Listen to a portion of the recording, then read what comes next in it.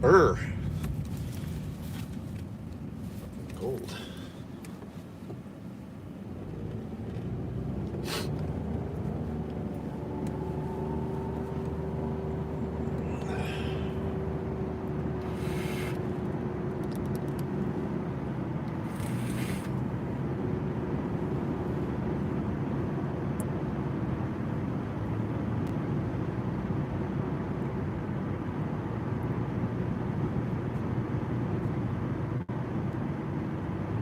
Welcome. Rod Paul Liberty Report. I'll have to check that out.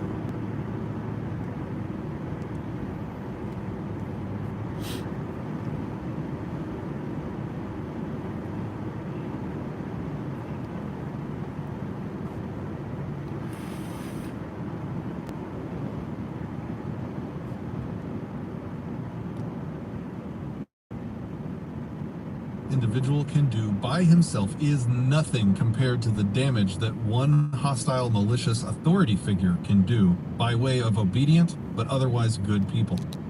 To put it another way, if evil was only committed by evil people, the world would be a far better place than it is today, with basically good people constantly committing evil acts because a perceived authority told them to. A different kind of rules. Without a belief in government, communities would almost certainly develop rules, which at first glance might resemble what are now called laws. But there would be a fundamental difference. It is both legitimate and useful to write down and publish for all to see statements about the consequences of doing certain things. People in one town may, for example, make it known that if you get caught stealing in their town, you will be subjected to forced labor until you pay back your victim threefold for what you stole. Or the people of some neighborhood may make it known that if you are caught driving drunk there, they will take your car and roll it into a lake. But while such decrees would constitute threats, they would be fundamentally different from what are now called laws, for several reasons. 1. The ones actually making the threats, the ones who decided what retribution they personally would feel justified in inflicting on those who harm or endanger their neighbors, would alone bear the responsibility for making and carrying out such threats. 2. The threats would not require any election or consensus. One person or 1,000 people jointly could issue a warning in the form of, "If I catch you doing this, I will do this to you." The threats would not be seen as the will of the people, but only as a statement of the intentions of those actually issuing the warning. 3. The legitimacy of such threats would be judged not by who made the threats, but by whether the threatened consequence is, in the eyes of the observer, appropriate for the crime committed. No one would feel any obligation to agree with or abide by such a threat if they deemed it to be unfair or unjustified. 4. Such warnings would not pretend to alter morality or make up any new crimes, nor would anyone imagine such warnings to be legitimate simply because they were issued, the way people now view authoritarian laws. Instead, such warnings would simply constitute statements about what those making the threats believe to be justified. Therefore, instead of being in the authoritarian formula of, "we hereby make the following illegal," the warnings would fit into this template. "I believe that if you do this, I have the right to respond in this way." Many people, having been trained into authority worship, would be terrified of such a non-centralized, free-for-all method of human interaction. But what if, the statist will ask, someone writes a threat that says, "If I don't like your religion or your hairstyle or your dietary choices, I'll kill you"?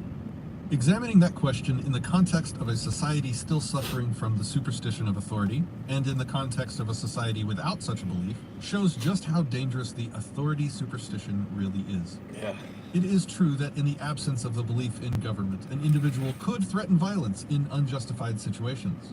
The point is not that everyone will automatically think and behave properly if there are no rulers, but that such malicious tendencies in human beings would be far less dangerous and destructive without the belief in authority to legitimize them. For example, compare what happens when some individuals vehemently oppose alcohol consumption, and when authority forbids it. It is possible, if unlikely, that an individual in a stateless society could, on his own, declare, I consider consuming alcohol to be a sin, and if I find out you've been drinking, I'm coming to your house with a gun to straighten you out. Any person who did so would almost certainly be persuaded, if not by polite reasoning, then by the threat of retaliatory violence, that he should not carry through on his threat and should stop making such threats. Obviously, one person could not, by himself, inflict oppression upon millions of beer drinkers. Even among others who also considered drinking alcohol to be a sin, even if it was a majority, few would feel justified in trying to forcibly impose their views on others. Whether they recognized that such aggression is unjustified, or whether they were simply scared of what might be done to them if they tried, either way, violent conflict would be avoided. In contrast, suppose a group of people wearing the label of government declared alcohol to be illegal and created a heavily armed gang of enforcers to hunt down and imprison any caught possessing alcohol. Since that actually happened, there is no need to theorize about the results. With the promise of fixing most of society's ills and with public support, the U.S. ruling class enacted alcohol prohibition in 1920. Alcohol consumption continued slightly reduced, and there immediately sprang up a black market in alcohol production and distribution. A hugely profitable but illegal market led to violent conflicts, a jump in organized crime and other crime, and widespread corruption in government, as well as brutal attempts to crush the alcohol trade. Same with the war on Seeing drugs. the actual results of prohibition, a majority of the people soon opposed it and demanded the repeal of the 18th Amendment, which authorized prohibition at the federal level. And of course, after prohibition ended, all of the related violence, government violence and private violence, ended. In this example and countless others, it can be seen that, left to their own devices, most people will not try to forcibly impose their preferences upon others, but will go out of their way to avoid violent conflicts. However, if there is a government that people can use to coercively inflict their values upon others, they will gladly beg it to do so, and feel no shame or guilt for having done so. If every person who made or attempted to enforce a threat or rule, as it might be called, had to take personal responsibility for having done so and had to assume the risk himself, very few people would be so eager to threaten their neighbors. But given the vehicle of authority, everyone who believes in government threatens all of his neighbors on a regular basis and accepts none of the responsibility and assumes none of the risk for having done so. In short, the belief in authority makes everyone who believes in it into a thug and a coward. Organization without authority. Having mentioned the ways in which human society would change absent the authority myth, it is equally important to note the things which would not change. For some reason, some people seem to think that anarchy, a society without a ruling class, equates to every man for himself, with every person having to grow his own food, build his own house, and so on. The implication of such a belief is that human cooperation and trade occur only because someone is in charge. Of course, this is not the case and never has been. People trade and cooperate for mutual benefit, as can be seen in the many millions of businesses and transactions which already occur without any government involvement. Supermarkets are examples of highly organized, amazingly efficient means of distributing food, which involve many thousands of individuals, none of whom is coerced into participating, but each of whom does so for his own benefit. Everyone from the farmers to the truck drivers, to the stock boys, to the checkout clerks, to the store managers, to the owner of entire store chains, does what he does because he receives personal gain for doing so. No one is legally required to produce one bite of food for anyone else, and yet hundreds of millions of people are fed, and fed well, with a large variety of food products, of high quality but at a low price, by what is essentially an anarchistic system of food production and distribution. This is the result of human nature and simple economics, where there is a need for some... Yeah, and the only time there are ever issues is when the government is involved, like stopping farmers from growing and whatnot, which would greatly reduce the price most of the time. Just crazy. Every time the government gets involved, shit gets fucked up. Alright. I'll be right back. I'll leave it playing though, because I've heard this already. This is I think this is one of the last parts. It's called a different kind of rules. Product or service, there is money to be made providing it. And where there is money to be made, there will be a number of people or groups of people competing for that money by trying to make products that are better and cheaper.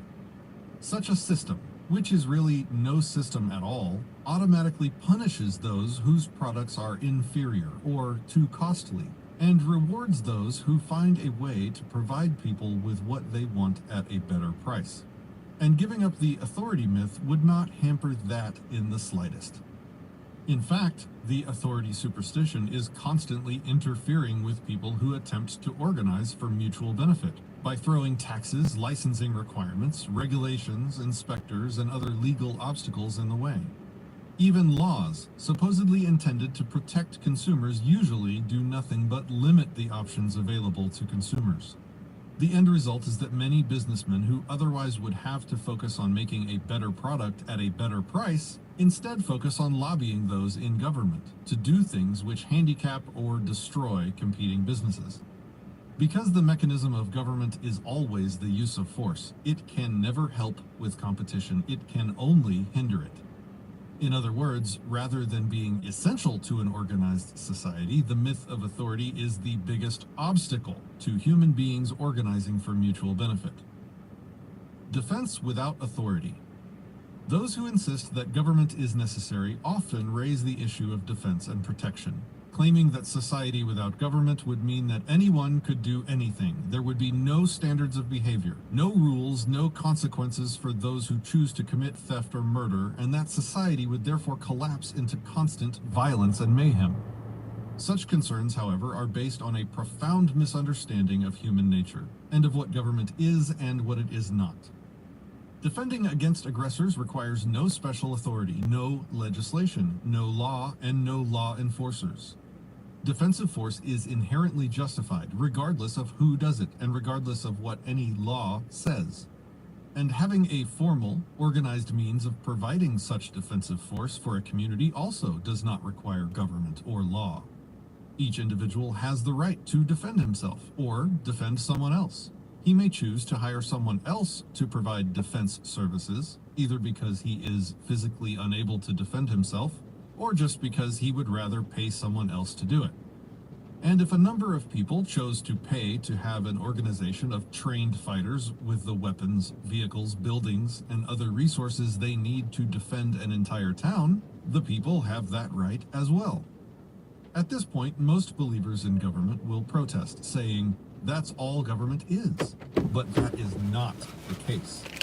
And this is where the difference becomes apparent. What an individual does not have the right to do, what no group... That wind is fucking cold.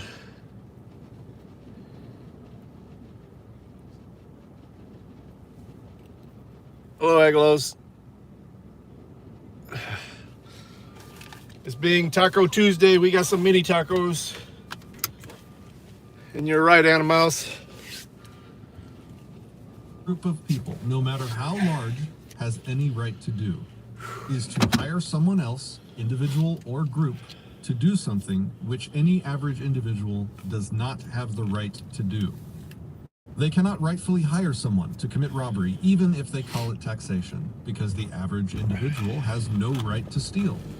They cannot rightfully hire someone to spy on and forcibly control the choices and behaviors of their neighbors, even if they call it regulation. Those in a stateless society would feel justified in hiring someone to use force only in the very limited ways and in the very limited situations in which every individual has the right to use force, to defend against aggressors. In contrast, most of what the so-called protectors in government do is commit acts of aggression, not defend against them. Some of what is now classified as police work, in fact, all of what the police do that is actually legitimate, noble, righteous, and helpful to society, would exist without the authority myth. Investigating wrongdoing and apprehending actual criminals, meaning people who harm others, not merely people who disobey politicians, would continue without the authority myth, as something that almost everyone would want and would be willing to pay for. This is demonstrated by the fact that there are already private detectives and private security companies, in addition to the protection services of government that everyone is forced to fund. There would be only one difference, though it is a major difference. Those doing the job of investigating and protecting, in the absence of authority superstition, would always be viewed as having exactly the same rights as everyone else. While presumably they would be better equipped and better qualified to do their jobs than the average citizen, their actions would be judged by the same standards that the actions of anyone else would be judged, which is not at all the case with so-called law enforcers. Private protection providers would also judge their own actions, not by whether some authority had told them to do something, or whether their actions were deemed legal by government, but by whether those actions, in their own personal view, were inherently justified. Not only would an excuse of just following orders not convince the general public, but the agents themselves could not, even in their own minds, use such an excuse to evade responsibility for their actions, because no one would be claiming to be an authority over them. Non-authoritarian police, if they would even be called that, would be viewed very differently than government agents are now. They would not be seen to have the right to do anything that any other person did not have the right to do. They could only go places, question people, use force, or do anything else in situations where anyone else would be justified in doing the same thing. As a result, the average person... Rights protectors! All right, Chili! ...or self-consciousness in their presence, as most people now do when... Chili's stealing that idea! Enforcers. People would feel no more obligation to submit to questioning, or searches, or anything else requested by private protectors, claiming that some stranger on the street made such requests. And if a private protector became abusive or even violent, his victim would have the right to respond the same way he would if anyone else was behaving that way. More importantly, the individual who resisted aggression from a private protector would have the support of his neighbors if he did so, because his neighbors would not be imagining any obligation to bow to someone because of any badge or any law. The best check against a defense organization becoming corrupt or out of control is the ability of customers to simply stop paying. Obviously, no one wants to pay for some gang to oppress him, but most people also do not want to pay a gang to oppress someone else either. As much as the average person wants to see thieves and murderers caught and stopped, he also wants to see to it that the innocent are not harmed. If the customers of some private protection company discovered that their protectors were harassing and assaulting innocent people, the type of behavior they were hired to prevent, the customer base would instantly disappear, and the thugs would be out of business. Yep. And if, in the absence of any claimed authority, the thugs decided to try to force their former customers to keep paying, the backlash from the people would be swift and severe, as no one would feel any legal obligation to allow themselves to be oppressed. A non-authoritarian protection system would also lack another particularly ludicrous aspect of nearly all government forms of defense. It is standard, not only for governments to force people to fund defense schemes, but to refuse to even tell the people what they are funding.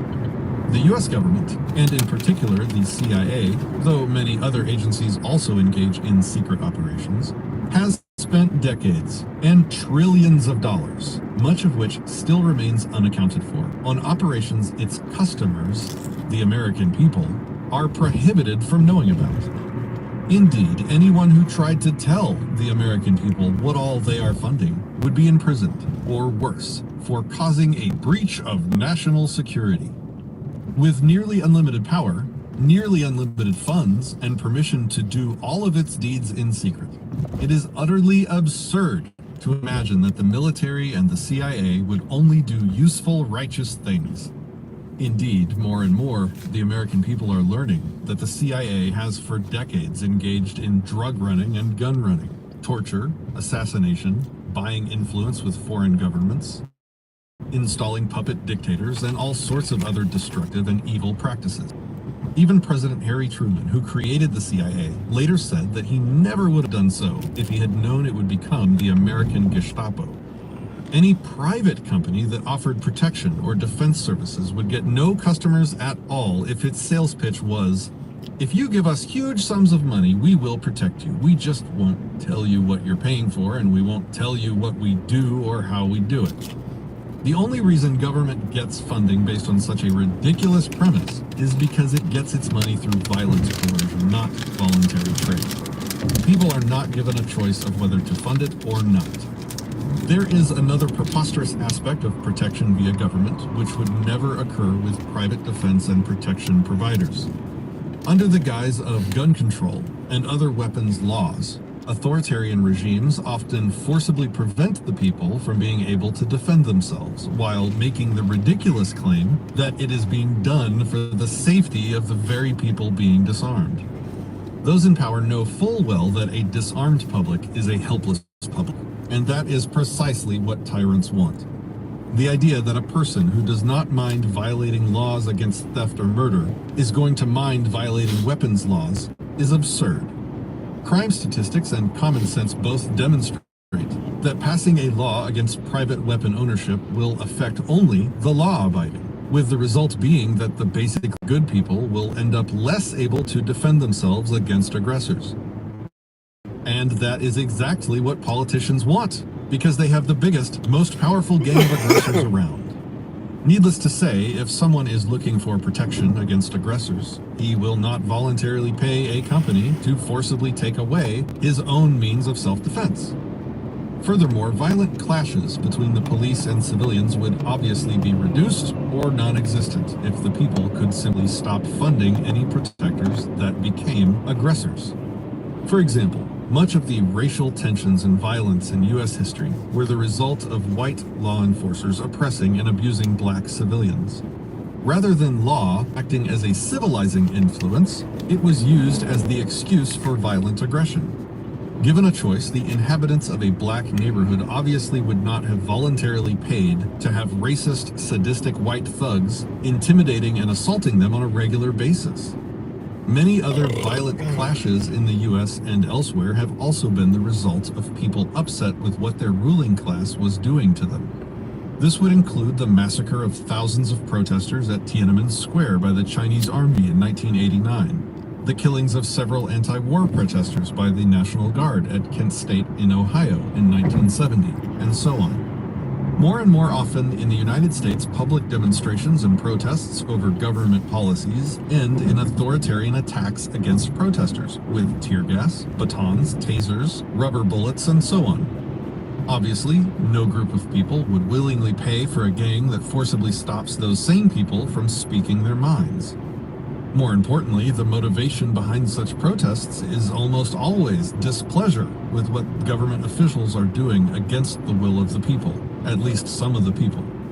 If each person was allowed to spend his own money instead of being forced to fund a centralized authoritarian agenda, there would be no reason for most of this type of protest and the resulting clashes to occur at all. A non-authoritarian protector would do only things that he and his customers viewed as justifiable, which would probably be spelled out in contract form, where the protector agrees to provide specific services for a specific fee.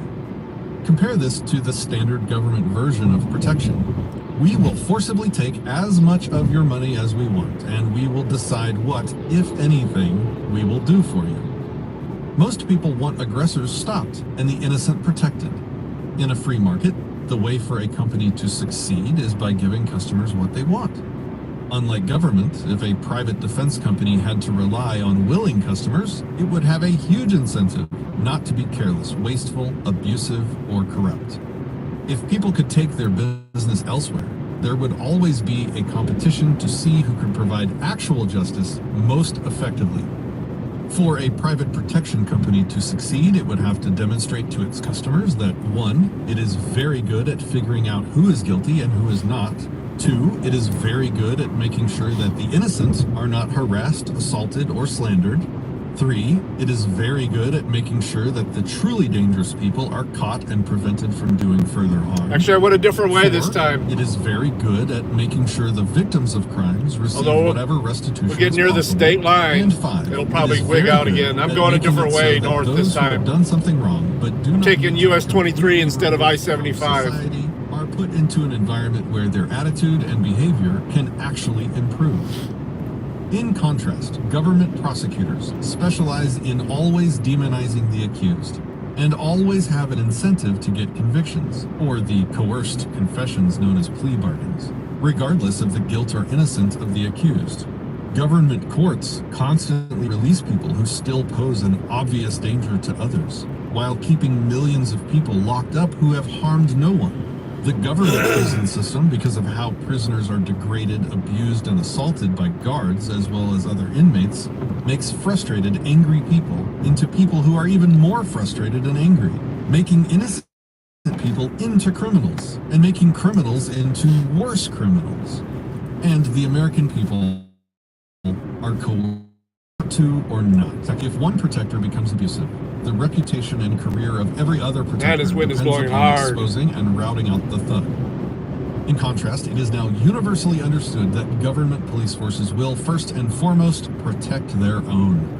When one cop is caught doing something corrupt, illegal, or violent, almost without exception, all of the other cops will help to cover it up or defend it. They function based upon gang mentality because the people who are forced to pay their salaries are not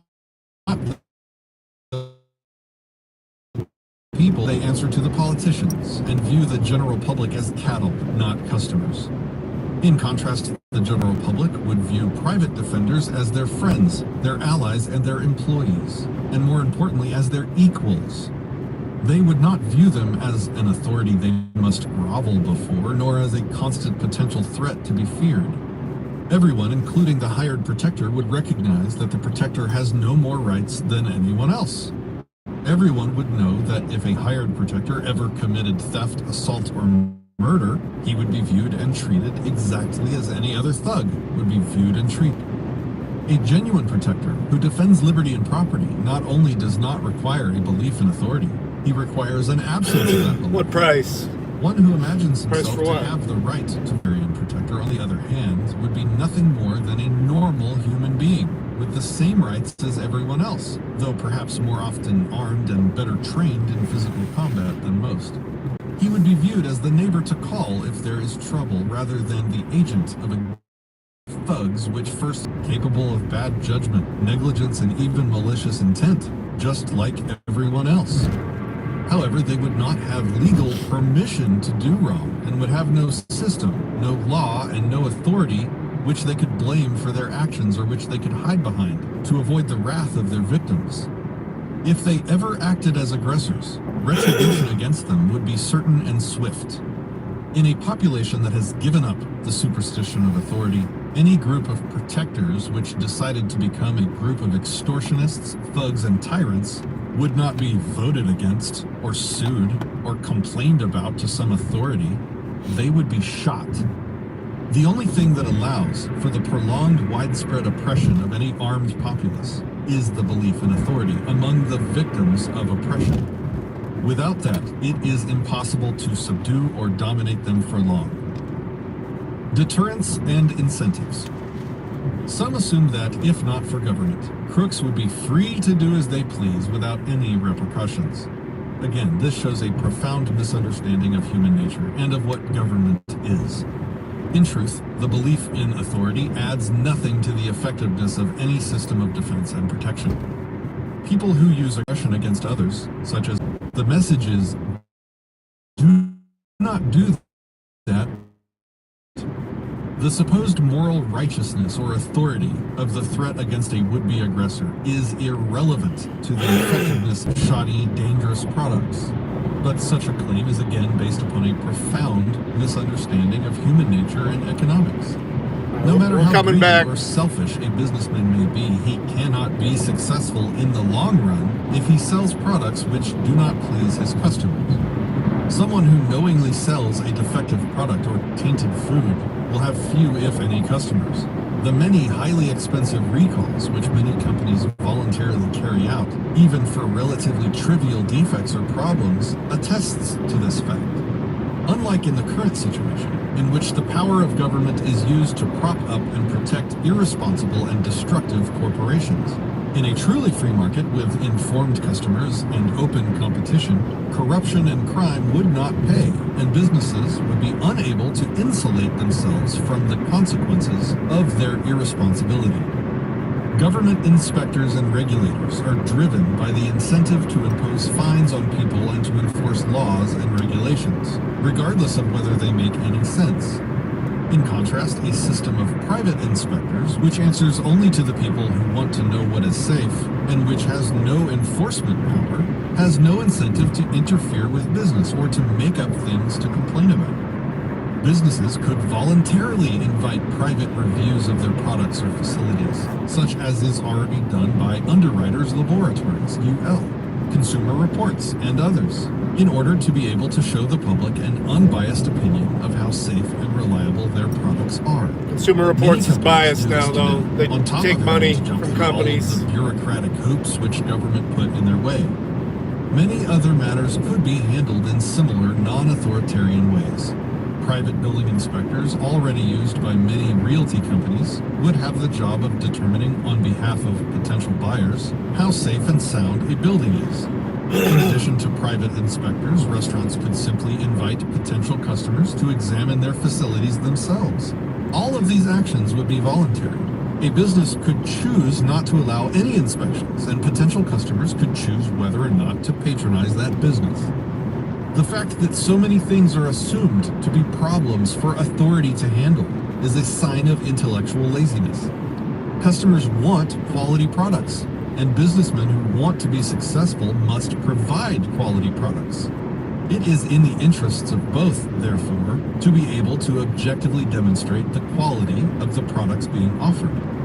Contrary to the stereotype of the evil, greedy, profiteering businessman, the way to become rich in a free society is by providing products and services which actually benefit the customer.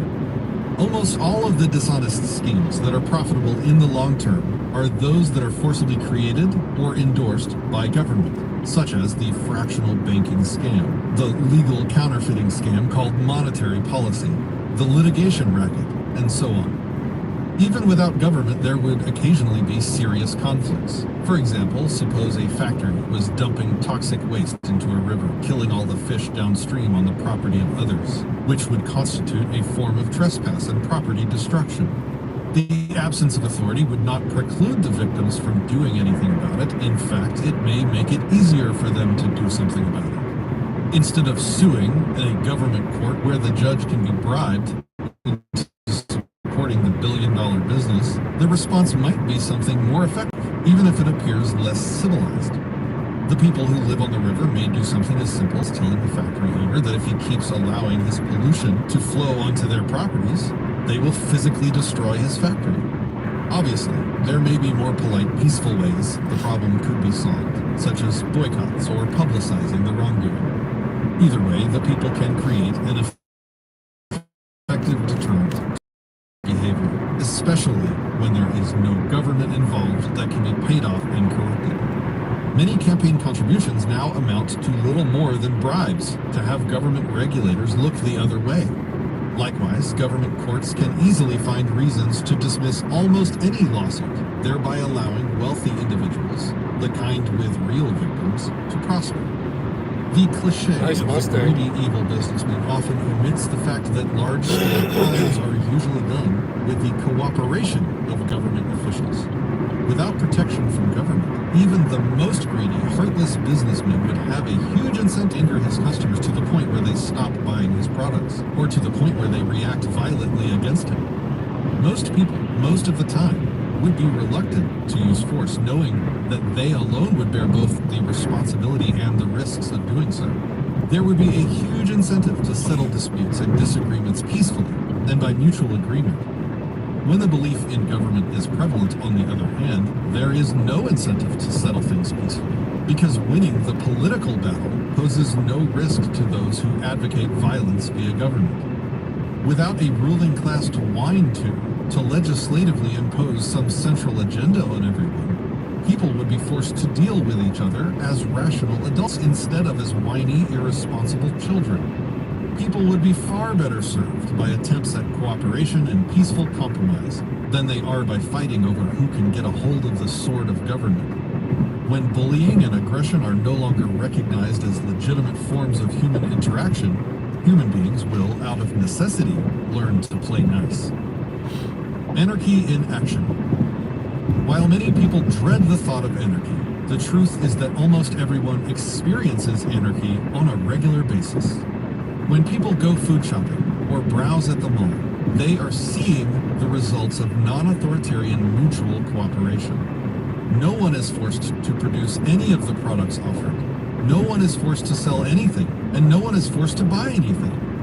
Each person acts in his own best interest, and everyone involved, producer, seller, and buyer, profits from the arrangement. All of the individuals benefit, and society in general benefits, without any coercion or rulers involved. Got some cops up There are ahead. countless examples of mutually voluntary, cooperative, peaceful, efficient, and useful events and Every cop gets a organizations bam that do not today. involve government. Nonetheless, though there are a myriad of readily available examples of how efficient, organized, and productive anarchistic interaction is compared to nearly They go all chunks of government rock all over the endeavors, place on the people side of the still road. imagine that human beings interacting with each other as equals all the time would lead to chaos and mayhem. When cars meet at a four-way stop, or when people pass on the sidewalk, that is anarchy in action. Big chunks of fucking Billions rock. of times every day, people take turns, The leave fuck? room for others, Look at- see all and those so big on, rocks? without any authority commanding them The to. fuck was all that? Sometimes people are inconsiderate, but even then, only very rarely does a serious conflict occur. Anything more serious than a Might have been rude salt. gesture I don't or know an what it angry is. word. I think people have hit a few of Conflicts them. That's from what some of very these minor cars are. things to more serious matters happen billions of times every day, and in the vast majority of cases, they are resolved without violence and without the involvement of any Fuck, authority. what's all that? Even regarding more significant problems, people often find ways to reach mutual agreements. While organized, non-governmental methods of dispute resolution, using arbiters, investigations, and negotiations, can peacefully solve even major disagreements, most conflicts of interest never get that far. Most people, most of the time, go out of their way to avoid or quickly settle potential clashes with others. Though some people would point to such things as an indicator of the inherent goodness of mankind, there is often another factor at work. Most people simply do not want the hassles and the stress that's with confrontation, and especially do not want the risks that come. This is Michigan I'm in now. I started off in Ohio. I'm in Michigan now. That's where I work. Because they are patient and loving, but simply to avoid being bothered. Head north on US 23. Yeah, giant crack rocks. Obnoxious, simply let it slide, because they have more important things to worry about. There is, in most people, a strong tendency They're a to little get along. Hunter Biden bait. They're trying to hunt for Hunter. And if there were no authority to Sprinkle a few giant rocks along the road. Maybe he'll come out. People would handle matters like adults far more often than they do now. This is Yeah, not it's to clear say that now. every difference of opinion would end peacefully and fairly without authority. But the availability of the giant club of government is a constant temptation to anyone who holds a grudge, or wants to hurt someone else, or wants to obtain unearned wealth via litigation. If it were not there, fewer people would drag We're getting off out the freeway up here at the exit. disputes. Whether because of charity, cowardice, or just a desire to... You gonna play some cards today, boss? Conflict. Probably set up a game later on. Those who have a legitimate complaint against someone In else an hour or so, once I get things settled in my office. and get on with their lives. Even without such examples, it is utterly irrational to claim that people could not get along without government when everything government does, using violence and the threat of violence to control people, is the precise opposite of getting along. The notion that peaceful coexistence requires aggression and coercion is logically ridiculous. The only thing All right. that bringing authority into a situation guarantees is that there will not be a nonviolent, peaceful resolution to the matter. When someone describes the society he wants to see, he will almost always describe a state of nonviolence, of mutual cooperation and tolerance. In other words, what he will describe is the complete antithesis of the violence and coercion of authority. Yet, having been raised to imagine authority to be a vital and positive part of society, people still constantly try to achieve peace by way of war, try to achieve cooperation by way of coercion, try to achieve tolerance by way of intolerance, and try to achieve humanity by way of brutality. Such insanity is the direct result of the people being taught to respect and obey authority. Anti-authoritarian parenting. Parenting is so often based on authoritarianism that many cannot even imagine what non-authoritarian parenting would look like. It is important to distinguish what effect losing the authority superstition would have on parenting. I was in the Army. I was a medic in the Army. Put no restrictions on what their children could do, nor would it rule out parents controlling children against their will in many situations. But it would dramatically change the mindset of both parents and children. These days, teaching children right and wrong, and teaching them to obey, are seen by most people as many moons ago. However, a parent can command a child to do something wrong just as easily as he can command him to do something right. Contrary to what authoritarian parenting teaches, the fact that a parent issued a command methinks I'm talking to a jarhead. Right, and does it's okay, not I got make the crayons child for you. Obligated to obey. If, for example, a parent commands his child to shoplift, the child has no moral obligation to do so, and disobedience would be perfectly justified, though probably hazardous. Of course, the child might not understand that stealing is wrong if his parents told him to steal. On the other hand, a parent may impose a necessary, justified restriction on his child, which the child does not like and does not believe is justified. In either case, the child is only obligated to do whatever he deems right. The alternative would be that he has a moral obligation to do what he deems is wrong, which is impossible. My dad was a corpsman in the Navy, so... The authoritarian parent teaches the child that obedience in and of itself is a moral imperative regardless of the command, e.g., because I am your father and I said so.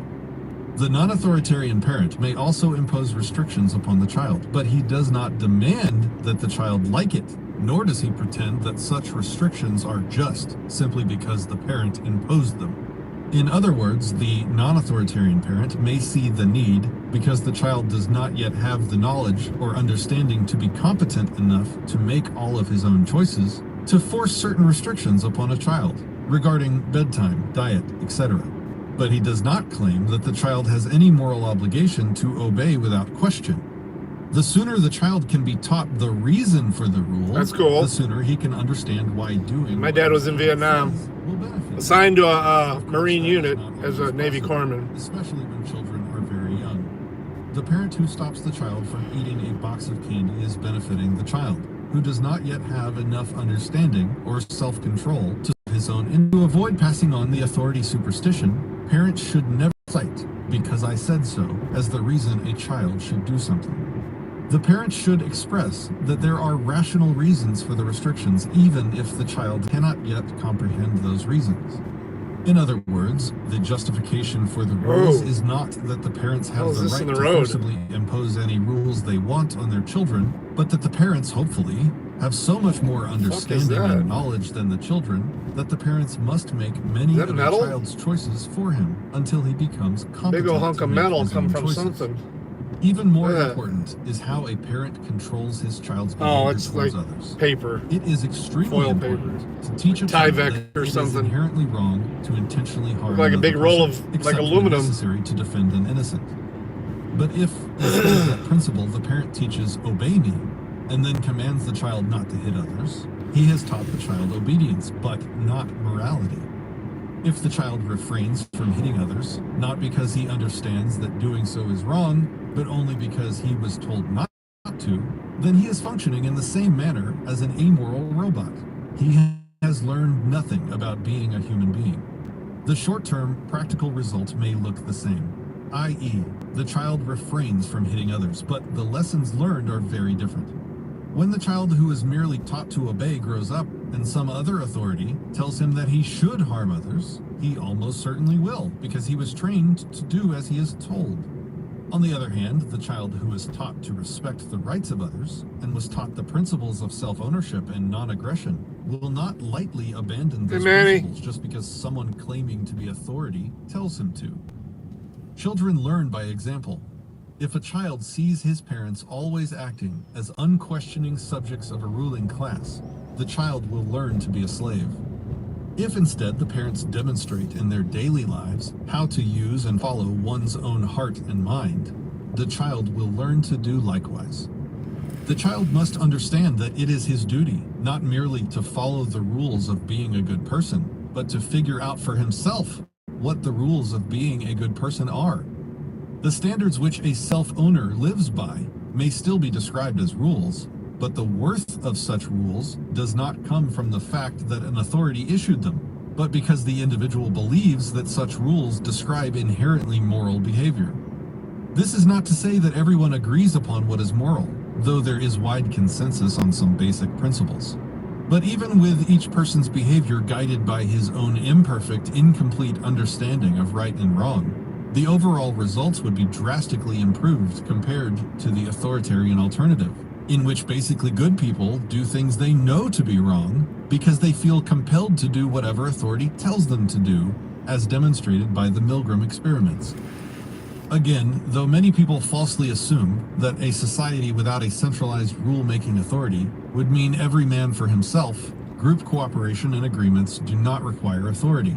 And those children who spend their formative years learning to interact with different people of all ages on a mutually voluntary basis, instead of learning to blindly do as they are told, are far better equipped to form relationships and enter into joint efforts based upon agreement, compromise, and cooperation. Such voluntary interaction can take place between two people, or between 2 million. Even the limited freedom experienced by Americans has demonstrated that even extremely complex industries can be based entirely upon the willing participation and voluntary cooperation of everyone involved. And history has also demonstrated that the moment a method of organization based upon centralized coercive control is used, such as occurs in so-called planned economy, productivity crashes and poverty and enslavement appear.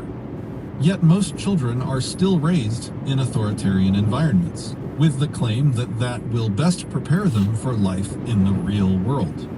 In truth, it prepares them only for a lifetime of enslavement. Halfway there. In any group of people that has given up the authority myth, whether they are just a small group of friends, or the inhabitants of a town, or the population of an entire continent, the frequency and severity of violent conflicts and acts of aggression inside that group will be dramatically lower than it is elsewhere, where most people, by way of voting and other political actions, advocate and perpetrate aggression on a regular basis. However, though the individuals in such a group would have little to fear from each other, they still would likely have to deal with acts of aggression from those outside of the group who still adhere to the belief in government. An individual whose mind has been freed, but who still lives in a society plagued by the delusion of authority, will be at constant risk of being the target of authoritarian aggression. Being free in one's mind, understanding the concept of self-ownership, does not necessarily cause one to be physically free. However, it can make an enormous positive difference by opening up countless new means through which people can try to cope with, avoid, or even resist authoritarian attempts to control them. The individual who takes pride in being a law-abiding citizen has only one way to even attempt to achieve freedom, which is almost never effective: begging his masters to change their laws. On the other hand, one who understands that he owns himself, owes no allegiance to any supposed master, and needs no legislative permission to be free, has many more options. And the more people who have escaped the superstition, the easier avoidance or resistance becomes. For example, even a small number of self-owners can create channels of commerce which circumvent the usual controls and extortion schemes imposed by governments. Ironically, this entirely legitimate and moral form of voluntary interaction is often referred to as the black market, or as doing business under the table, whereas the usual system of aggression, coercion, and extortion is viewed as legitimate and righteous by the believers in government. In reality, the legitimacy of any trade or any other human interaction does not depend upon whether some authority knows about it and controls it, as the concept of black market implies, but depends only upon whether what occurs is mutually consensual. Those who understand this can find many ways in which to circumvent or defeat attempts by government to coercively control and exploit them. Many acts of aggression done in the name of the law can be avoided or defeated fairly easily by a relatively small number of people, if they feel no automatic moral obligation to do as they are told. Of course, this is not always the case.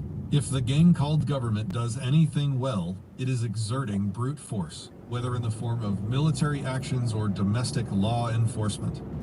However, in almost all cases, most of the power wielded by those in government is the result not of tanks and bombs, but of the perceptions of their victims.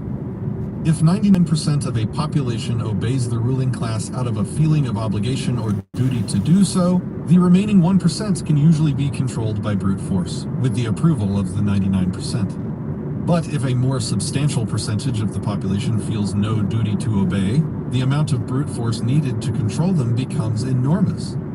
To wit, many of the inhabitants of the United States now surrender about half of what they earn in taxes at various levels, and most feel obligated to do so. But if a foreign power somehow invaded and conquered the land, imposing a 50% tax would be utterly impossible because the people would feel no moral, legal, or patriotic duty to comply. 200 million workers would find 200 million ways to use evasion, deception, secrecy, or even outright violence to avoid or defeat such attempts by foreign thieves to enslave the people. Today, there is only one gang capable of oppressing the American people, and that is the American government. This is because it is the one gang imagined by most people to have the right to coerce and control, regulate, and rob and extort, tax the American people. A common concern among statists is that without a strong government to protect them, some foreign power would just come in and take over. But such fears completely overlook how large a role perception plays in the ability to oppress. An area of land the size of the United States inhabited by 100 million gun owners, in addition to 200 million other people who would likely become gun owners if an invasion occurred, would be impossible to occupy and control by brute force alone. History gives many examples, e.g. the Warsaw Ghetto in World War II, the Vietnam War, and the aftermath of the war in Iraq, of how even an enormous, technologically advanced standing army can be indefinitely frustrated by a relatively small number of armed insurgents. And a land inhabited by self-owners has another huge advantage, in that it is literally impossible for them to collectively surrender. If there is no government pretending to represent the population, and no one who claims to speak on behalf of the people as a whole, there is literally no way for them to give up without each and every individual surrendering. A good way to grasp the reality of the situation is to consider the matter from the perspective of the leader of the invaders. How would one even begin to try to invade and permanently occupy an area in which many millions of the inhabitants, who could be hiding anywhere, can kill anything within at least 100 yards, as any decent hunter can do? An aspiring tyrant would have a far better chance of gaining power over the people by running for office, thereby obtaining the perceived right in the minds of his victims to rule and control them. Large-scale oppression, especially since the advent of firearms, depends a lot more on mind control than it does on body control. Those who crave dominion gain much more power by convincing their victims that it is wrong to disobey their commands than by convincing their victims that it is merely dangerous but moral to disobey. No matter how much the people complain and protest, as long as the people continue to obey the law, the commands of the politicians, the tyrants have little to fear. As long as their attempts to control and extort are seen as legal acts of authority, and as long as the people therefore feel an obligation to comply, unless and until the ruling class change such laws, the people will remain enslaved in body because they remain mentally enslaved. Ironically, many people still believe that a strong government is the only thing that can protect the people as a whole, when the belief in A-hole. government is actually the only thing which can oppress the people as a whole. Oh, Brute force alone cannot do it on any large scale or for any prolonged period of time. Even a gang with tanks, planes, bombs, and other weapons has no power to control an armed populace for long, unless it first dupes the people into believing that it has the right to control them. In other words, only a gang, imagined to be authority, can get away with long-term oppression and enslavement. As a result, government or the belief in it, instead of being essential to the protection of individual rights, is essential only for the prolonged and widespread violation of individual rights. ice storm coming through tomorrow. Even most of those who recognize government as the biggest threat to liberty today still insist that government of some type is necessary for protection. The belief in authority is so strong that it can convince otherwise rational people that the very thing which routinely robs, coerces, and assaults them is needed to protect them from robbery, coercion, and assault. The fact that government has always been an aggressor and has never been purely a protector, anywhere in the world at any time in history, does not shake them of their cult-like belief in the magical powers and virtues of the abstract mythical entity called authority. I know. They just The road to finished justice. on here. Many large-scale injustices in history would have quickly collapsed or never would have started if not for authority condoning and enforcing such injustices. The evils of slavery, for example, are often blamed on racism and greed, but authority played a huge role in making slavery economically feasible. If there was not a huge organized network of law enforcers to capture escaped slaves and any who helped them escape, how long would slavery have continued? If freeing slaves was not illegal and thus immoral in the eyes of authoritarians, how much larger and more effective would the Underground Railroad have been? It probably would not have been known as an underground anything if it was not illegal. The abolitionist movement consisted of people who thought slavery was immoral and who wanted the laws changed to officially declare slavery to be immoral and illegal. If, instead of petitioning for a change in laws, the abolitionists were actively freeing slaves, the slave trade most likely would have collapsed decades earlier, if it ever happened at all. Shipping slaves halfway around the world would be a very risky business indeed, if the moment you landed, your cargo might be forcibly liberated. The problem is that most people believe that even immoral, unjust laws should be obeyed until the law is changed. Clearly, this means that such people's loyalty to the myth of authority is stronger than their loyalty to morality, and doing what the masters tell them is more important to them than doing what they know is right. And mankind has suffered greatly because of it. The ability of people to resist tyranny depends largely upon whether they accept the myth of authority or not. Those who can see the injustice committed by government, but who continue to believe that they must follow the law and work within the system, will never Wood County. achieve justice. On the other hand, those who do not view the political megalomaniacs as rightful rulers, those who do not feel an obligation to obey an immoral law, those who do not feel the need to treat what is actually a parasite class, a gang of political thieves and thugs, as untouchable, respectable, and honorable, have a far better chance of defeating legal tyranny. And most tyranny and oppression which has occurred throughout history was done legally. There are many methods available to those willing to illegally resist injustice and tyranny, including everything from passive resistance to nonviolent sabotage to things such as assassination and other forcible resistance. Depending upon the severity of the oppression and the individual's own values, conscience, and beliefs about when, if ever, the use of violence is appropriate, one may choose any number of ways to defeat tyranny. This is on Audible, but it's called The Most Dangerous Superstition. Not much left. It's called The Most Dangerous Superstition, written by Larkin Rose, being read by Patrick Smith.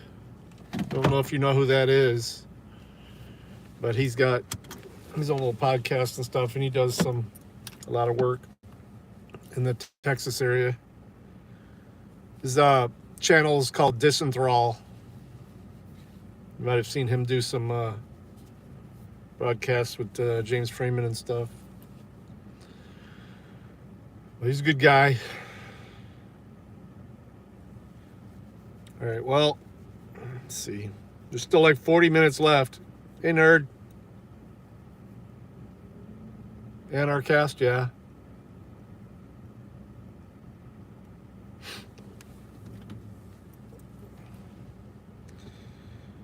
You get a little bit late. Yeah, Disney Troll's awesome. We're listening to the last part. There's still like 40 minutes left. Yeah.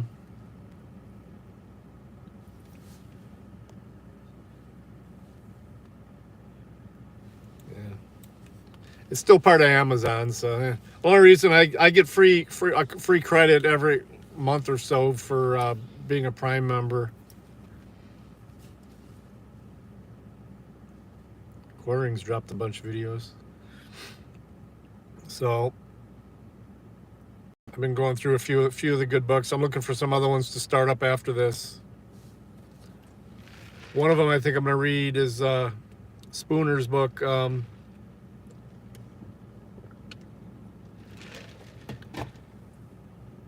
No Constitution or something like that. Oh, I'll find it. But I'm at the office. I don't know if anyone's here waiting for me. I know someone's supposed to be here about 2 o'clock, so I'll probably set up the stream.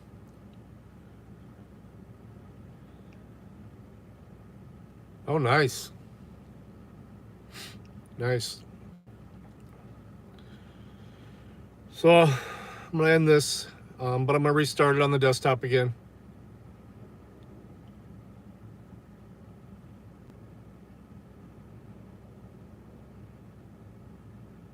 Yeah. Of no authority. Yeah, Constitution of no authority. That's it. You got it right, eyes.